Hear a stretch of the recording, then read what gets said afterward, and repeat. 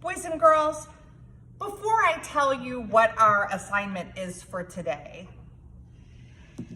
let's talk about scissors.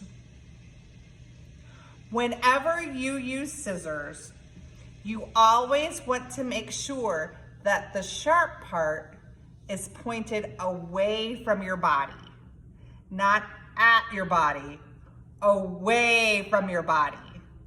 Everybody say, after me, say, my scissors always point away from my body.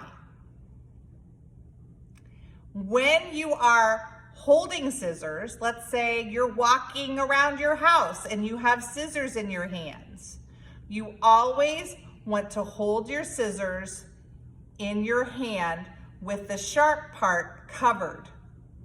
You never want to walk around with scissors with the pointy part out. If you tripped and fell, those scissors could hurt you. But if you hold them in like this, then the blade is protected and you will not be hurt. Also, if you walk around with scissors this way, you could hurt somebody else. So whenever you're holding scissors, you always carry them holding the blade. And if somebody asks you for scissors, you hand them the scissors with the handle pointing at them. You say, here are your scissors, you can use these. You never hand somebody, you never hand a friend or a grown-up or anybody a pair of scissors, pointy part out. You always say, here are the scissors. Never this way, never, never, never, never. Okay, so that's the first part of scissor safety. Now I'm going to show you our project and then I will show you more about how to use your scissors. Today, we're going to learn about what an architect does. An architect is a person whose job it is to design buildings. So they don't actually build the buildings. They make pictures, they make drawings, they make something called models of what buildings should look like. And then they give those models and blueprints and pictures to people called contractors and engineers. And then those people actually build the buildings. But architects don't just design buildings. They also create landscapes for parks. There's something called a landscape architect. They also create playgrounds. So they design what playgrounds could look like. And they also create other types of buildings like museums, houses, apartment buildings, shopping malls. Any building, our school, any building that you've ever been inside, including your house, an architect designed it. Today though, we're gonna design our own playgrounds.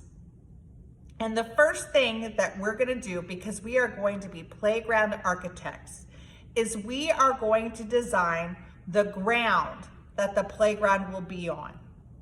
And when we design the ground, I want you to pretend that we were up high in the air looking down on the ground of our playground, okay? So this is called a bird's eye view. And what we're gonna create today is like a map. It's gonna be a map of a playground. So I'm gonna draw different paths that are gonna be in my playground because I want the kids who are gonna play on my playground to be able to get to all the different kinds of playground equipment that I'm gonna make. So the first thing I'm gonna do is draw a path here, and I'm gonna make it kind of wide. Since I'm using a colored piece of paper, I'm using my darker markers, like a black would work really well. I'm not gonna use a marker like yellow because yellow is just not gonna show up. Plus I like using the black marker for this because this is like the blacktop at a playground. So over here, and I'm gonna draw a circle. This is gonna be where, that circle kind of goes off the page. This is where one piece of my playground equipment is going to be. And now I'm gonna draw the path. It's gonna go off someplace else. Now remember, there's no sky in my picture. There isn't a sun, there aren't birds, there isn't anything like that because I'm looking down on the ground. The sky is way up here somewhere. It's not in my picture. This is like I'm in the air looking down on a playground.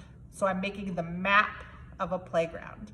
And I'm gonna make another circle over here. I guess that's not really a circle. This is just sort of some sort of round organic shape. And I'm gonna color in my path.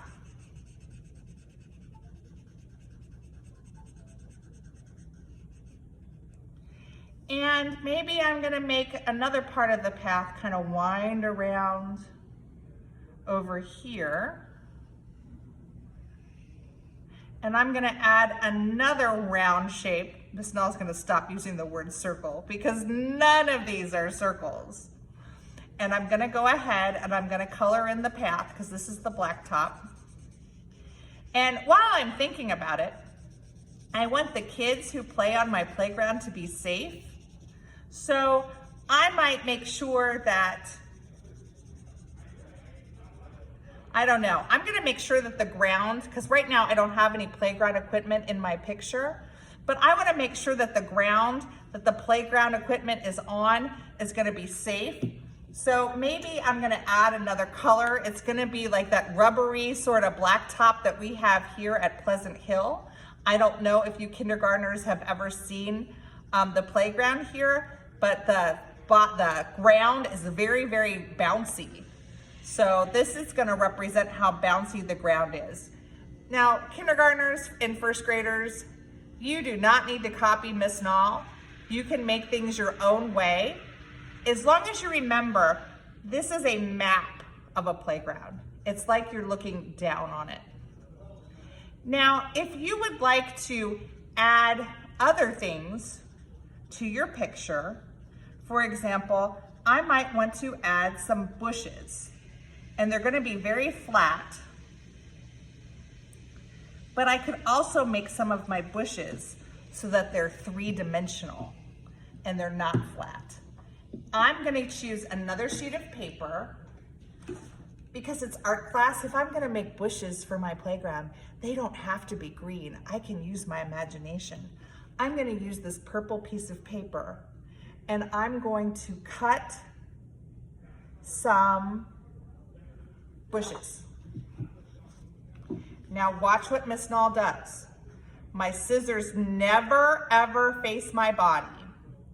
And I'm always going to move my paper, not my scissors. So let's say I want some round kinds of bushes and I want to make a circle. I'm gonna move my paper. I'm not really gonna move my scissors. And again, Miss Nall keeps saying circle when she just means round things. So I just cut an organic shape out and I'm going to keep shaping it. And again, I'm moving my paper, not really my scissors. And I think that this shape right here is going to be a bush.